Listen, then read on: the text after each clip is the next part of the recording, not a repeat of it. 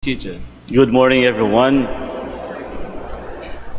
I have 3 points in this very seemingly very serious yet interesting discussion between the scribes and Jesus. The first point is about the absurdity of the scribes. If you will see the first part, they tried to criticize Jesus in the midst of his miracles. They were actually at loss. How are they going to criticize him? Because they have personally witnessed his miracles, healing the sick, raising up the dead, and etc. And they try to gossip him. Unfortunately, nasaplak sila. Well, when we talk about gossip, talagang walang patutunguhan yan. It's by nature negative.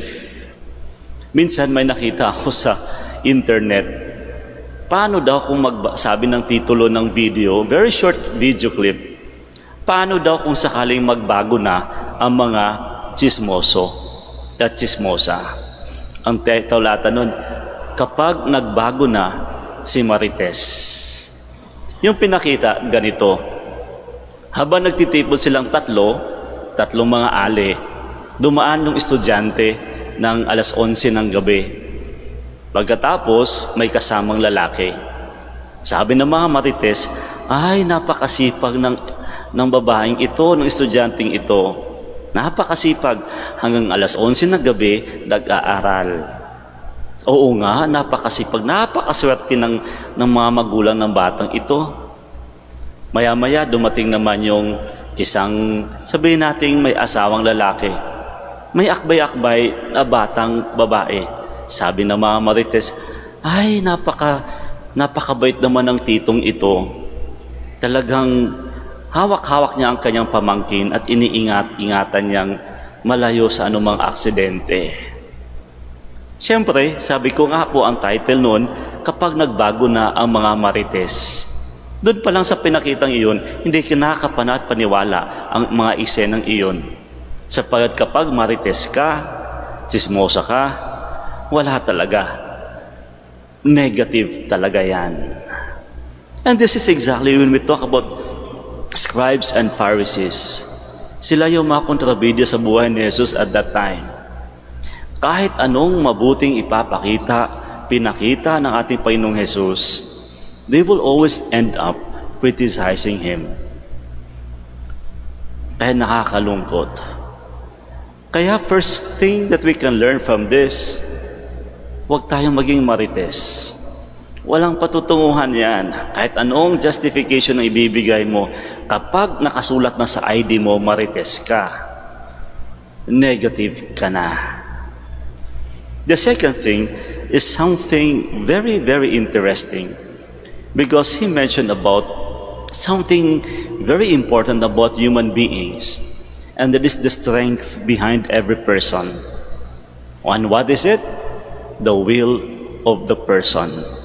That's why when he said, no one can enter a strong man's house to plunder his property unless he first ties up that strong man. So underlying, giving emphasis on the strength behind every person. And that is something to do with our personal will. That no one can violate or even subjugate every person unless, not even Satan, unless we submit or surrender our will to the devil.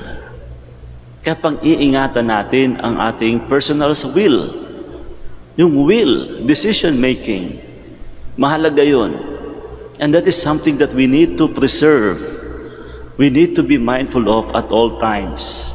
Kaya kung titignan mo natin sa ating pananampalataya, we always mention the word God's will to us. If you want to live by your faith, you have to be faithful to the will of the Lord. We have to submit our will to God. Kahit nga po sa amin, sa pagiging pare, sa ating bukasyon, anong ibig sabihin nun? You have to submit your will to the Lord. Kaya kapag devil ang pinag-uusapan, be mindful of your will. Panghinawakan mo yan. Yun yung panghahawakan mo. You have to preserve it. Ingatan mo na sana your will always be in accordance to the will of the Lord. The third point is something very serious, something to do with blasphemy against the Holy Spirit. This is truly serious, especially when he said that whoever blasphemes against the Holy Spirit will never have forgiveness at all. Ano nga bang klaseng kasalanan ito? It's actually about rejection of redemption.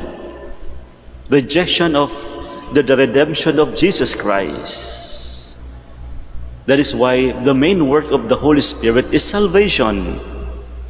Nung pinadala ni Kristo ang pangatlong persona, the Holy Spirit, it is for our salvation. And if you will reject that, that is blasphemy against the Holy Spirit. And what happened in today's gospel, as I have said a while ago, they were at loss. How are they going to justify or even criticize the miracles of Jesus? Kaya anong ginawa nila? They simply consider Jesus to be a great pretender. Wala na silang may sasagot doon eh. Ay, nagkukunwari lang yan. Actually, kaisa yan ng mga ni Satanas, sabi nila. Attributing the miracles of Jesus as workings of the Holy Spirit. That's blasphemy. Kaya nga mahalaga ito sa atin.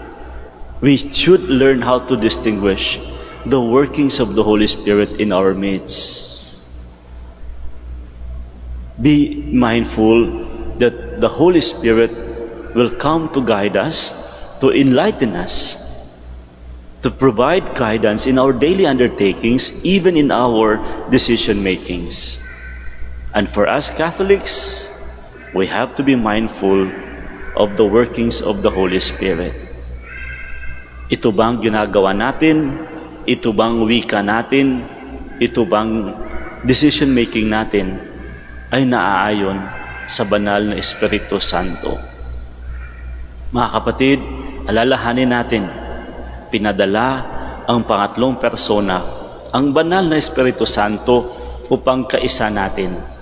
Sana ay alalahanin lagi natin ito sa lahat ng ating ginagawa.